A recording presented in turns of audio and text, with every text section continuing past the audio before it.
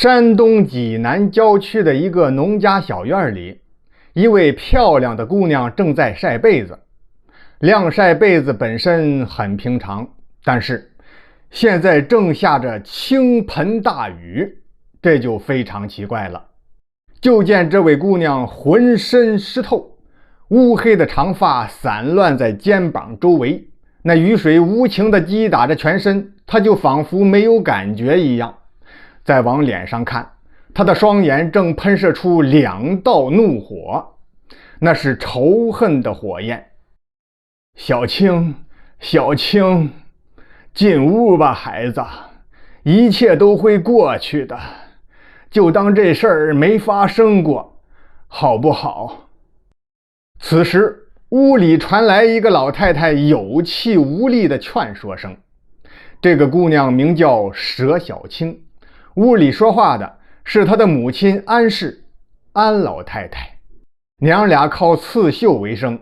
就在昨天半夜，相依为命的娘俩正在睡觉，屋里突然就闯进来一个魁梧的身影，原来是个贼人，爬上炕就欺辱了小青。一开始佘小青迷迷糊糊，浑身发软，没怎么反抗。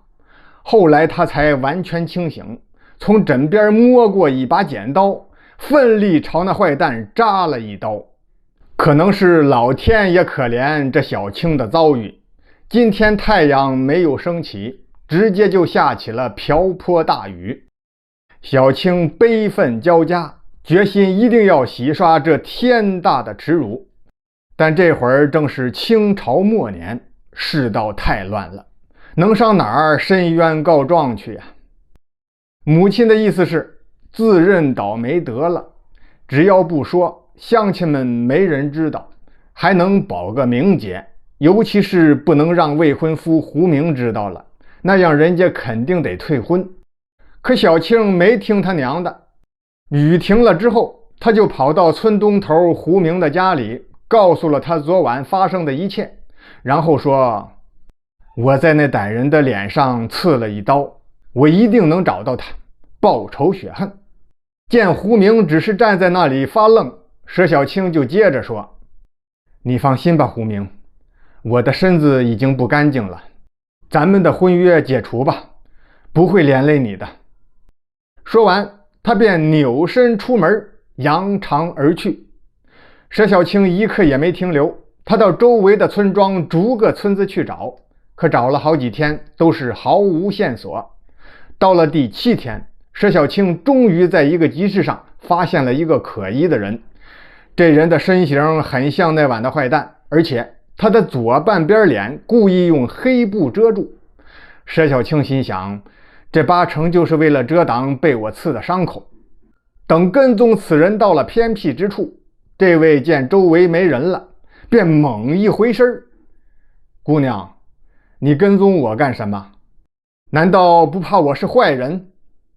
佘小青因为早就有了拼命的想法，故此并不害怕。我来问你，你的脸怎么了？是不是受伤了？这位一愣，然后有点难为情地说：姑娘，你这有什么可好奇的？没听我说话不太利索吗？这叫掉线风。说着话，此人将脸上的黑布揭开，可不是吗？这位嘴眼歪斜，是掉线风，脸上并无伤痕。然后俩人就聊了几句，小青毫不隐瞒，将自己的遭遇讲述了一遍。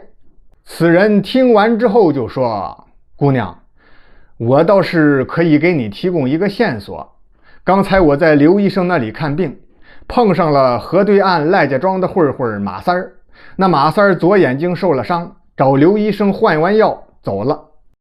佘小青听罢此言，说了声谢谢，飞身疾步就赶奔黄河边，渡河到对岸，找到了赖家庄，打听着来到一户人家的门前，没有院墙，地上插了一圈竹竿，就算是墙了。佘小青正想着该怎样进去，就见竹门一开，由打院子里走出来一个中年男人。这男人一副农夫打扮，肩扛着一把锄头，正要下地去干活，抬头看到一个俊俏的女子，便是一愣。姑娘，你找谁？我找马三儿。啊，找我？姑娘，我不认识你呀，你找我做什么？你是马三儿？啊，我是马三儿。此时的佘小青失望极了，心想：我上当了，那个吊线风就是拿我取乐呀。想到这儿，他叹了口气，把头一低，转身要走。可走出去刚有4、5步远，就听身后的农夫说道：姑娘，你是要找村西头的马三儿吧？他也叫马三儿，不过他可不好惹呀，你得考虑清楚了，最好是不要招惹他。佘小青找到了村西头的马三儿，这个马三儿果然是左眼睛受伤了，一看样貌定是那晚的歹徒无疑。佘小青单刀直入，说那晚你糟蹋了我的身子，你得负责，要8抬大轿明媒正娶，讨我做老婆。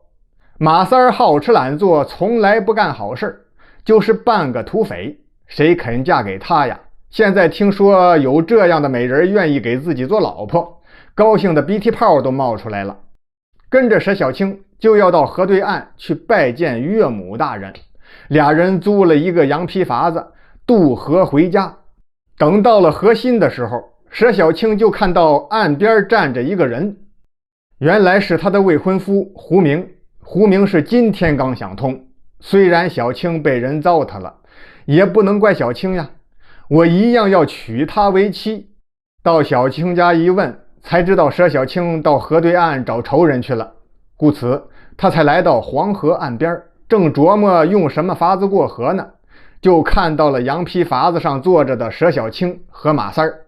此时小青看到胡明，心里明白了一切，但是他主意已定，不会更改。只见他忍住眼里的泪水，用力一咬后槽牙，大声喊道：胡明哥，帮忙照顾俺娘，你就不要等俺了，下辈子再见吧。话音未落，佘小青一把搂住满头雾水的马三的脖子，扑通一声，一同落入滚滚的黄河水中。冒了几下头之后，就再也看不见了。胡明大声叫喊着佘小青的名字：小青，小青，然后便捶胸顿足，是放声痛哭。